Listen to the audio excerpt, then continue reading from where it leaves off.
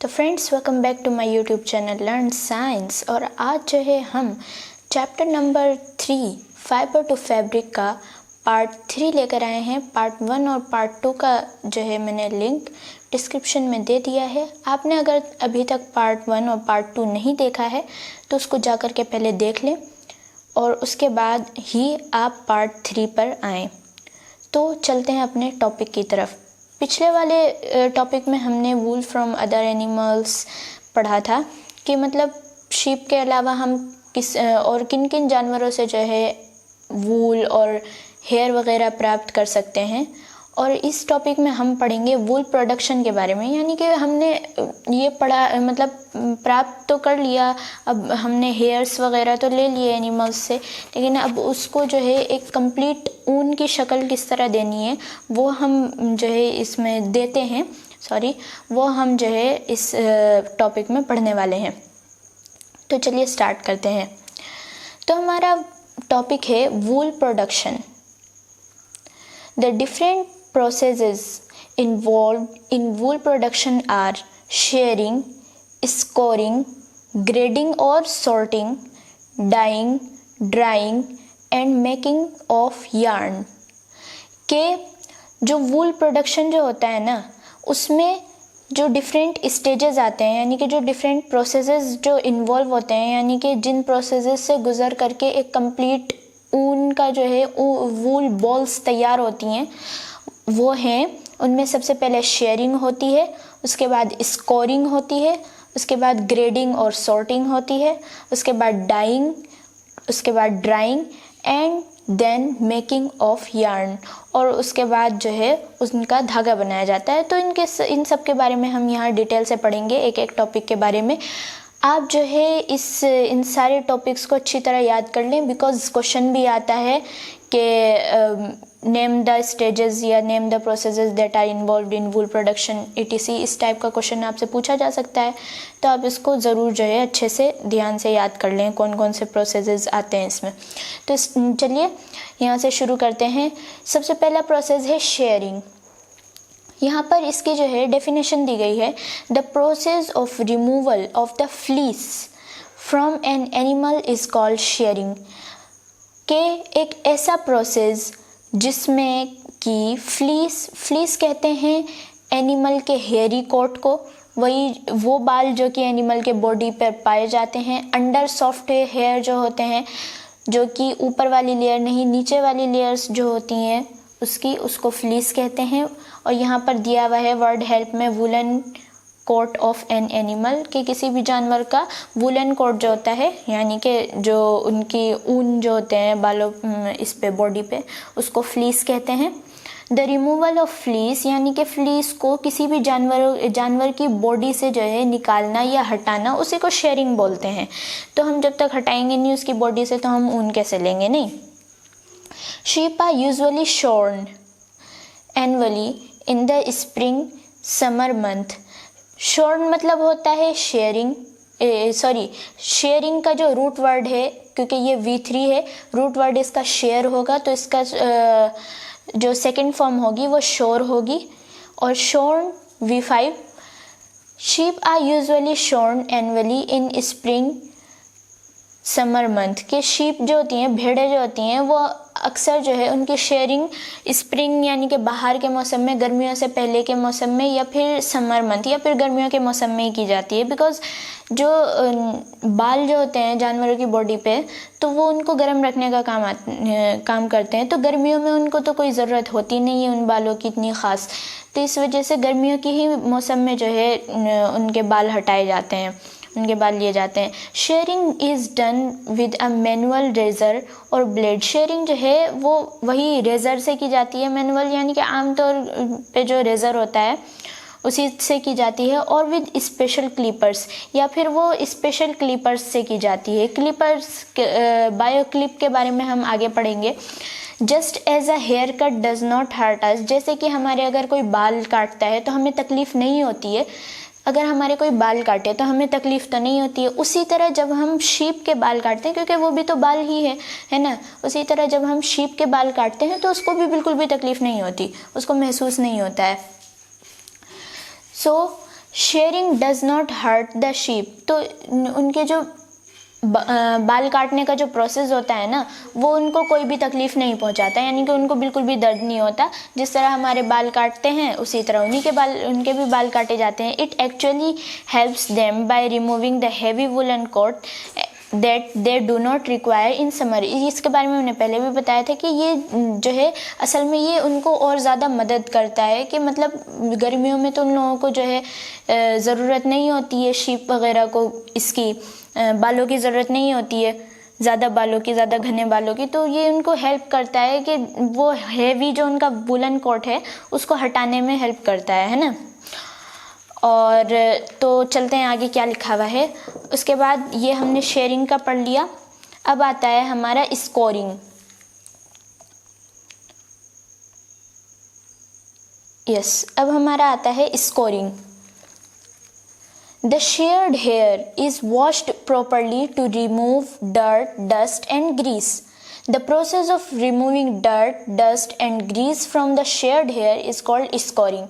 कि जो shared hair जो होते हैं ना, जो मतलब कि अब हमने बाल उतार लिए शीप से है ना, उसके बाद जो है उसको अब धोना तो पड़ेगा ही, क्योंकि जानवर जो है मतलब गंदी जगह पे, धूल वाली जगह पे रहते हैं और बैठते हैं तो गंदे हो जाते हैं बाल उसकी वजह से।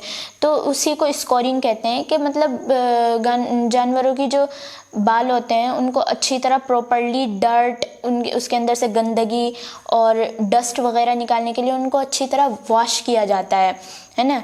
सारा प्रोसेस करने से पहले उनको अच्छी तरह वॉश किया जाता है, और ग्रीस भी निकालने से, यानी कि चिपचिपापन भी आ जाता है बालों में, क्योंकि हम लोग शैम्पू करते हैं हमारे बाल सिल्की रहते हैं, जानवर थोड़ी ना शैम्पू करते हैं, जानवर तो जैसा है उनका वैसे ही रहता है वो। तो इस वजह से उनके बालों में से ग्रीस वगैरह हटाने के लिए जो है इस स्कोरिंग के प्रोसेस को अंजाम दिया जाता है। It is done with the help of machines, और ये जो है मशीन्स के मदद से जो है किया जाता है, यानी कि बाल उतारने के बाद उसको मशीन में डाल दिया जाता है, मशीन उसको अच्छी तरह साफ़ सुथरा कर देती है। उसके बाद हमारा प्रोसेस आता है ग्रेडिंग और सॉर्टिंग का। उससे पहले हम इस प्रोसेस पे जाने से पहले हम थोड़ा ये टेक स्पेस पढ़ लेते हैं। In 1994, Australian scientists invented a way of removing wool from sheep without shearing.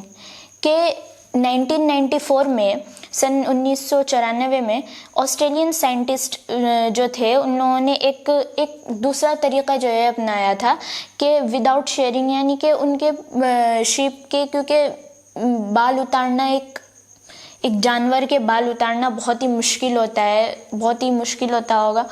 तो उनको जो है क्या किया जाता था, मैं शॉर्ट में समझा देती हूँ आपको। उनको इंजेक्ट कर दिया जाता था, यानी कि उनको एक इंजेक्शन लगा दिया जाता था जो कि ना, और उसके बाद जो है उन शीप को, उनकी पूरी बॉडी को ना अच्छे से किसी जाली या जालीदार कपड़े से ना अच्छी तरह बांध दिया जाता था जहाँ जहाँ से बाल निकालने होते थे, और उस शीप को ना इंजेक्ट कर दिया जाता था। उसके बाद उनको एक ऐसा इंजेक्शन दिया जाता था जिससे आहिस्ता आहिस्ता करके जो है उनके बाल खुद ही झड़ जाते थे। और इससे जो है जानवर को आप देख सकते हैं यहाँ पे जो शेयरिंग ये आदमी कर रहा है, तो उसको कितनी, मतलब जैसा कि फ़ोटो में दिखाया गया है, उसको कितनी परेशानी हो रही है, और जानवर हिलते डुलते रहते हैं, कहीं कट वट जाए, कहीं कुछ हो जाए रेज़र वगैरह से। सो उनको जो है हेयर नेट से जो है, जिस तरह हम लोग बालों में शावर नेट वगैरह लगाते हैं, उसी तरह उनको जो है हेयर नेट से टाइटन कर दिया जाता था। और उसके बाद 3 वीक्स लेटर के बाद, यानी कि 3 हफ्तों के बाद जो है वो फ्लीस जो होता था वो खुद ही नर्म एकदम सॉफ्ट हो जाता था, तो उसको जो है आराम से हाथी से जो है वो लोग निकाल लेते थे आराम से। तो ये मतलब पूरा अच्छा प्रोसेस होता था। दिस टेक्नोलॉजी इज़ कॉल्ड बायोक्लिप, और इस टेक्नोलॉजी को हमने पहले भी क्लिपिंग पढ़ा था, स्पेशल क्लिपिंग, और इस टेक्नोलॉजी को जो है बायोक्लिप कहा जाता है। अब भी इसी टेक्नोलॉजी से जो है शीप्स के हेयर्स को निकाला जाता है ना। अब तो हम दूसरे प्रोसेस पे, स्कोरिंग, यानी कि बाल हमारे धुल गए अच्छी तरह से जो शीप के होते हैं, अब उसकी ग्रेडिंग और सॉर्टिंग, यानी कि उसकी जो है शीप की बालों की लेंथ, उनकी फाइननेस और उनके जो है क्वालिटी पर निर्भर करते हुए उनको अलग अलग पार्ट्स में बांट दिया जाता है। In this process the wool is sorted on the basis of length, colour के भी बेस पे जो है उनको अलग अलग पार्ट में बांटा है। टेक्सचर यानी कि उनका कितनी फाइननेस है उसमें, and the ease with which can help with which it can be dyed coloured, है ना।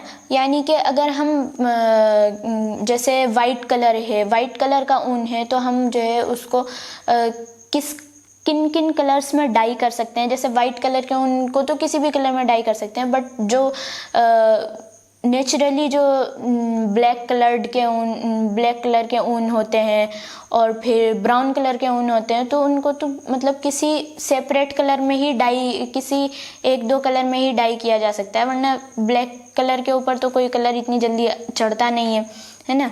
इसी वजह से जो है उनको, जो उनमें से वाइट, ब्राउन, ब्लैक वगैरह ऊन होते हैं और जो उनकी लेंथ होती है, जो उनकी उसकी बेस पे जो है उनको अलग अलग हिस्सों में बांट दिया जाता है कि ये इस क्वालिटी का ऊन है, ये इस क्वालिटी का ऊन है, ये इस कलर का ऊन है ना। उसके बाद डाइंग, यानी कि उसके बाद इनको डाई किया जाता है, इनको कलर किया जाता है। As the natural colour of fleece is white, और फ्लीस का जो नेचुरल कलर है वो वाइट, ब्राउन और ब्लैक ही होता है mostly. The sheared wool is dyed in different colours. हम जो डिफरेंट कलर्स के स्वेटर्स वगैरह पहनते हैं, वो फ्लीस का जो है नेचुरल कलर नहीं होता है, वो उसको अलग से डाई किया जाता है उन कलर्स में।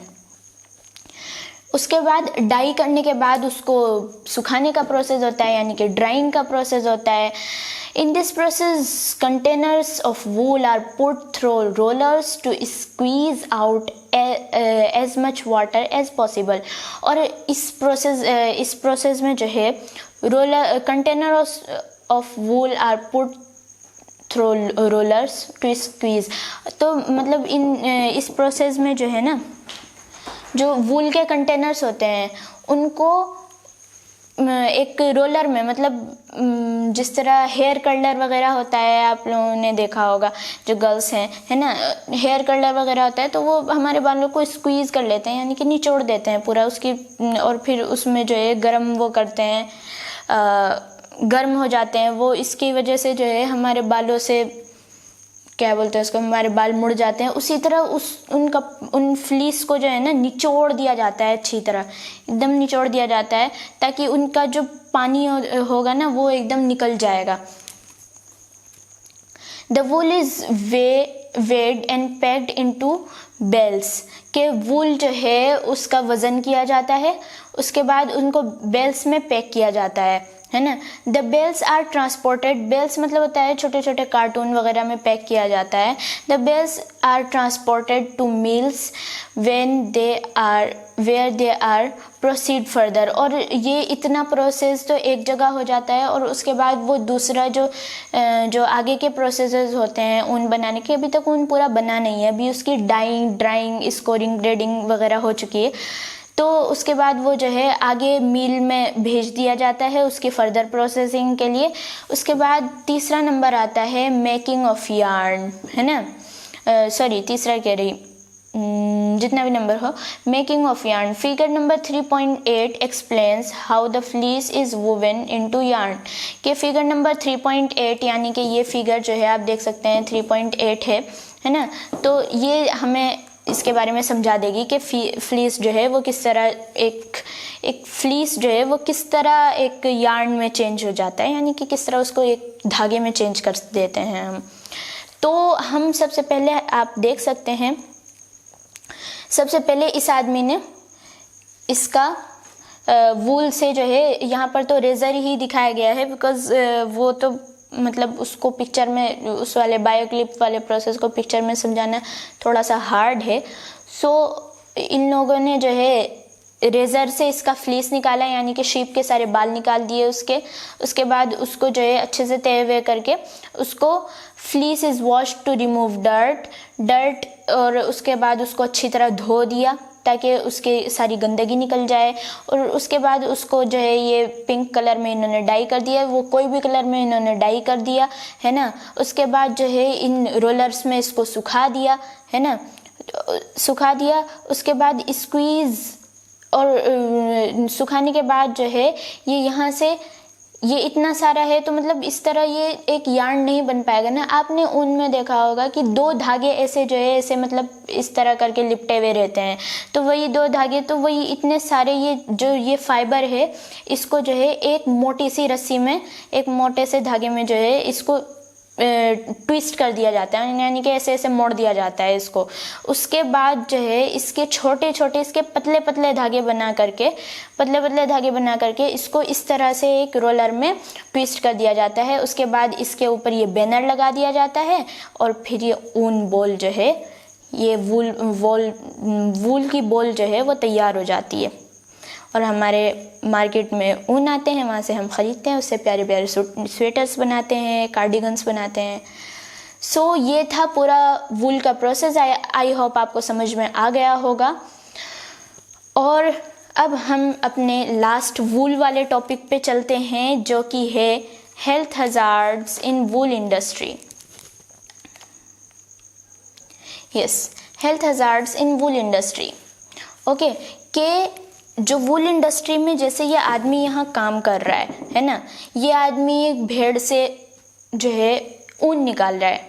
अब भेड़ के मतलब वो जो है भेड़ के बालों में कितने बैक्टीरियाज होंगे, कितनी गंदगी होगी और कितने ज़्यादा मतलब जो है हार्मफुल उसमें जो है बैक्टीरियाज वगैरह होंगे, तो वो इस आदमी को नुकसान भी पहुंचा सकते हैं ना। तो वही इस टॉपिक में बताया गया है कि क्या क्या बीमारियां हो सकती हैं एक शीप की इंडस्ट्री में, यानी कि वूल इंडस्ट्री में काम करने वाले एक आदमी को जो है क्या क्या बीमारियां हो सकती हैं। So let's start. Health hazards in wool industry. Okay, in earlier days, the workers who sorted wool were often infected by bacteria that cause a fatal disease called anthrax. के पहले ज़माने में, अब तो बहुत ज़्यादा हाइजीन का ख्याल रखा जाने लगा है। पहले ज़माने में मतलब इतनी ज़्यादा मशीनें नहीं होती थी ना, पहले ज़माने में सारा काम हाथ ही से करना पड़ता था। मशीनें होती थी मतलब कोई मेजर काम करने के लिए मशीनें होती थी, और अभी तो आज के ज़माने में तो हर छोटे से छोटे काम करने के लिए जो है मशीन इन्वेंट की जा चुकी है। तो पहले ज़माने में जो वर्कर्स होते थे ना, जो सॉर्ट करते थे, यानी कि जो वूल को जो है उनकी क्वालिटी के हिसाब से जो है उनको अलग अलग करते थे, उनको हमेशा मतलब अक्सर उनको देखा जाता था कि वो एक बैक्टीरिया की वजह से, मैंने बताया था आपको वूल में जो है गंदगी होती है, बैक्टीरियाज वगैरह होते हैं, उनकी वजह से वो एक बीमारी में मुब्तला हो जाते थे जिसका नाम एंथ्रेक्स था। उनको एंथ्रेक्स नाम की बीमारी हो जाती है, also known as sorter's disease. और इसको उसका नाम, क्योंकि ये सॉर्टर्स को ये होती थी, तो इस वजह से इसका जो है सॉर्टर्स डिसीज़ नाम रखा गया था। The bacteria are found in the wool of contaminated sheep that can enter the human body through inhaled air. और बैक्टीरिया जो है वो एक कंटेमिनेटेड, यानी कि जिस शीप के फ्लीस में जो है वो बैक्टीरिया पाए जाते थे, वो जो है आदमी जब सांस लेता है तो उसके सांस के ज़रिए जो है एक इंसान की बॉडी में एंटर कर सकते थे और एंटर कर भी जाते थे थ्रू इनहेल्ड एयर, यानी कि जो एयर हम लोग अंदर लेते हैं, अंदर खींचते हैं। तो इनहेल एक्सेल के बारे में आपने पढ़ा ही होगा। जो एयर हम लोग जो इनहेल करते हैं यानी कि अंदर खींचते हैं, उसके साथ साथ बैक्टीरिया हमारे लंग्स में चले जाते हैं।